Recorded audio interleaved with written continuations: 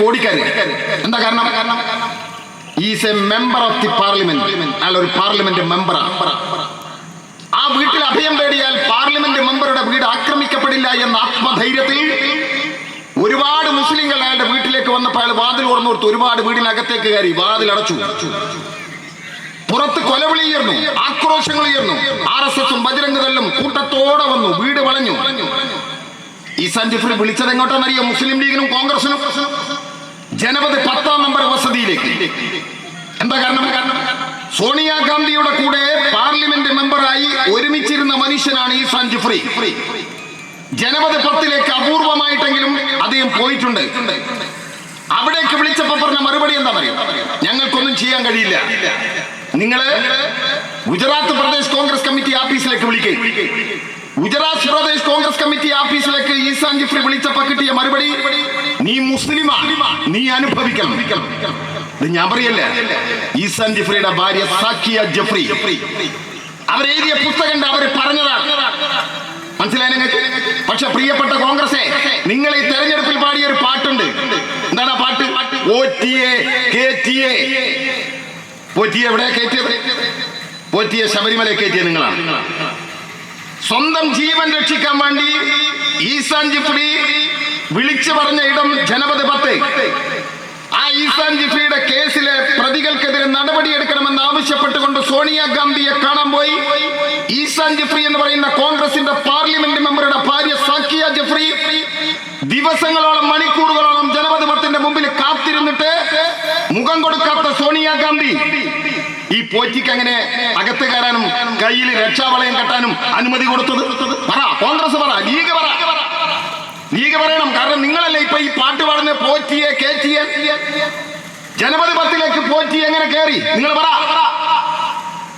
ഇവിടെ കെ മുരളീധരൻ, കരുണാകരൻ ജനപത് 10ന്റെ വാതിൽക്കൽ കാത്തുനിന്ന് സോണിയാഗാന്ധിയെ മുഖം കാണിക്കാൻ കഴിഞ്ഞില്ല. എനിക്ക് കണ്ണീരോടെ തിരിച്ചു പോകുന്ന കേരളത്തിന്റെ കോൺഗ്രസിന്റെ ലീഡറുടെ പേരാ കരുണാകരൻ.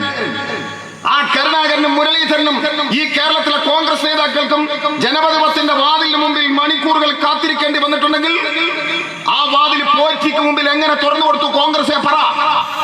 കുട്ടി വായിക്കണം, ഒരുപാട് കാര്യങ്ങളുണ്ട്. അവരുടെ ബന്ധുക്കൾക്കൊക്കെ വിദേശത്ത് ഇതുപോലെയുള്ള പഴയ ശേഷിപ്പുകൾ വിൽക്കുന്ന കടയുണ്ട് എന്നൊക്കെ പറയുന്ന കേൾക്കുന്നു. കാണാത്ത കാര്യങ്ങൾ ഞാൻ പറയില്ല, ഹൈവാണ് അത്. നമുക്ക് വേറെ പറയാനുണ്ട് ഹൈവ്. സമയം കിട്ടുകയാണെങ്കിൽ പറയാം, എന്റെ ട്രെയിൻ പോയില്ലെങ്കിൽ. മനസ്സിലായി നിങ്ങൾക്ക്? ആ ഈസാൻ ജിഫ്രിയുടെ വീട് ആക്രമിച്ചു. ഈസാൻ ജിഫ്രിയുടെ മകളെ RSSകാര് കൂട്ടമാനഭംഗപ്പെടുത്തി പെട്രോൾ ഒഴിച്ച് കത്തിച്ചു. ഈസാൻ ജിഫ്രിയെ കുത്തി കീറി കൊന്ന് പെട്രോൾ ഒഴിച്ച് കത്തിച്ചു. ഇത് കൺമുമ്പിൽ കണ്ട അദ്ദേഹത്തിന്റെ ഭാര്യ സാക്കിയ ജിഫ്രി തിരിഞ്ഞു നോക്കിയോ? കോൺഗ്രസ് ലീഗ് തിരിഞ്ഞു നോക്കിയോ? ഈസാൻ ജിഫ്രിയുടെ കുടുംബത്തെ ആരാ തിരിഞ്ഞു നോക്കിയത്? ഞങ്ങൾ കമ്മ്യൂണിസ്റ്റുകാർ, വൃന്ദ കാരാട്ടടക്കം ആനി രാജി അടക്കമുള്ള നേതാക്കൾ, അവർക്ക് വേണ്ടി കോടതിയിൽ പൊരുതാനുണ്ടായിരുന്നത് ഞങ്ങളാണ്. മനസ്സിലായോ? ഇപ്പൊ സീതാബുദിന്റെ ഒരു വർത്താനുണ്ട്, വലിയ വർത്താനം, ഔട്ട് ഓഫ് ഫോക്കസിൽ. ഈ കേരളത്തിലെയും ഇന്ത്യയിലെയും മുസ്ലിങ്ങളുടെയും സംരക്ഷകരാവാൻ പിണറായിയും കമ്മ്യൂണിസ്റ്റുകാരും നോക്കണ്ട. മിസ്റ്റർ ദാവൂദേ, ഈ അടുത്ത കാലത്ത് ഡൽഹിയിൽ വർഗീയ കലാപമുണ്ടായി. താവട്ടത്തിൽ നിന്ന് വടായി പറയുന്ന ലീഗിന്റെ ആളുകൾ കേട്ടോ? വടായിയൊക്കെ നമ്മൾ കുറെ കേട്ടതാ. നിങ്ങൾ ഇന്ത്യക്ക് ഈ കേരളത്തിന്റെ പുറത്തേക്കൊന്ന് പോയി നോക്ക്. ഇവിടെ ഈ രൂപത്തിൽ നിങ്ങൾക്ക് സംസാരിക്കാൻ കഴിയുന്നത് കേരളം കമ്മ്യൂണിസ്റ്റുകാരും ഭരിക്കുന്നുണ്ടാ. നിങ്ങളൊന്ന് പോയി നോക്ക്. ഡൽഹിയില് അവിടെ പോയിട്ടുണ്ടായിരുന്നല്ലോ കുഞ്ഞാലിക്കുട്ടി. എന്തേ പോയ സ്പീഡിൽ മടങ്ങിപ്പോന്ന്? ഞാൻ അതിന്റെ വിശദീകരണത്തിലേക്ക് കിടക്കുന്നില്ല. ആ ഡൽഹിയിൽ വർഗീയ കലാപമുണ്ടായി. മുസ്ലിം വീടുകളെ BJP ഗവൺമെന്റിന്റെ ലെഫ്റ്റനന്റിന്റെ ഉത്തരവ് പ്രകാരം മുസ്ലിം വീടുകളെ ബുൾഡോസർ വെച്ച് തകർക്കുന്നു. മുസ്ലിം പള്ളികളെ തകർത്തെറിയുന്നു. ആരുണ്ടായിരുന്നു? ആ ഡൽഹിയിൽ താമസിക്കുന്ന സോണിയാഗാന്ധി ഉണ്ടായിരുന്നു, പ്രിയങ്ക ഗാന്ധി ഉണ്ടായിരുന്നു. എന്നാലോ ആ ബുൾഡോസറുകളുടെ മുമ്പിൽ നിന്നു ഒരു തീ എന്നാ പത്രക്കാര് പറഞ്ഞു. ഒരു തീ എന്നല്ല, ഒരു തീ. പക്ഷേ അതൊരു പെണ്ണായിരുന്നു. ഒരു തീ. അവരുടെ പേര് കേട്ടിട്ടുണ്ടോ? ലീഗും കോൺഗ്രസും. ബൃന്ദാക്കാര, സഖാവ് ബൃന്ദാക്കാര, ഞങ്ങളുടെ പോളിറ്റ് ബ്യൂറോ അംഗം.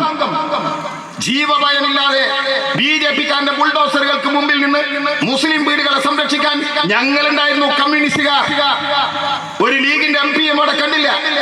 അങ്ങ് ഡൽഹിയിൽ ജനപത് 10ൽ താമസിക്കുന്ന സോണിയാഗാന്ധിയെ കണ്ടില്ല, പ്രിയങ്കയെ കണ്ടില്ല. ഇല്ലേ? ആരെങ്കിലും ഉണ്ടായിരുന്നു? ഒരുത്തനുണ്ടായില്ല. മുസാഫർപൂരിൽ കലാപുണ്ടായി, ഉത്തർപ്രദേശിൽ. ആ മുസാഫർപൂരിൽ കലാപുണ്ടായപ്പോ ആയിരക്കണക്കിന് മുസ്ലിങ്ങളെ അട്ടിയോടിച്ചു. നൂറുകണക്കിന് മുസ്ലിങ്ങൾ കൊലയപ്പെട്ടു. 100 ചില്ലാനും മുസ്ലിങ്ങൾ കൊലയപ്പെട്ടു. ഈ കേരളത്തിന്റെ തെരുവീതികളിൽ കമ്മ്യൂണിസ്റ്റുകാരൻ ബക്കറ്റ് വിരിച്ചു, പാട്ട വിരിച്ചു. കമ്മ്യൂണിസ്റ്റുകാർ പാട്ട കുലുക്കിയാൽ ആളുകൾ പൈസ ഇടും. എന്താ കാരണം? എന്തിനാണോ കുലുക്കിയത് കുലുക്കിയോടത്തെത്തും. മറ്റവൻ കുലുക്കിയാലോ കുലുക്കി കുത്തിയിലെത്തും. അതുകൊണ്ടാണ് ഞങ്ങൾക്ക് ഇടുന്നു മറ്റവനിടാത്തും. മനസ്സിലായി നിങ്ങൾക്ക്? 51 ലക്ഷം കിട്ടിയത്. 51 ലക്ഷം. ആ 51 ലക്ഷം കൊണ്ട് കേരളത്തിലെ കമ്മ്യൂണിസ്റ്റ് പാർട്ടി മുസാഫർപൂരിൽ പോയി അവിടുത്തെ ജനങ്ങളെ കൂടി സംഘടിപ്പിച്ച് അവരുടെ സഹകരണത്തോടെ ഒരു കൊല്ലത്തിനകം 51 വീടുണ്ടാക്കി, സ്കൂൾ ഉണ്ടാക്കി, ലൈബ്രറി ഉണ്ടാക്കി. അന്നത്തെ പാർലമെന്റ് മെമ്പറായിരുന്ന ഇന്നത്തെ മന്ത്രിയായിരുന്ന MP രാജേഷും പോളിറ്റ് ബ്യൂറോ അംഗമായിരുന്ന MA ബേബിയും ഒരു വർഷത്തിനതിൽ ഉള്ളിൽ ഉദ്ഘാടനം ചെയ്തു. ലീഗ് ഉണ്ടാക്കിയിട്ടുണ്ട്, ഞങ്ങൾ സമ്മതിക്കുന്നു. ഞങ്ങൾ ഉണ്ടാക്കിയതിന് ശേഷവും മുമ്പോ എന്നുള്ള പോട്ടെ. ജമാഅത്ത് ഇസ്ലാമി ഉണ്ടാക്കിയിട്ടുണ്ട്, ഞങ്ങൾ സമ്മതിക്കുന്നു. SDPI ഉണ്ടാക്കിയിട്ടുണ്ട്. വേറെ ആരുണ്ടാക്കിയിട്ടുണ്ട്? ഈ ഞാൻ പറഞ്ഞ 3 ആയതാണ് മുസ്ലിം മതസംഘടനകളാണ്. മുസ്ലിം തീവ്രവാദികളുണ്ട്, മുസ്ലിം രാഷ്ട്രീയ പാർട്ടികളുണ്ട്.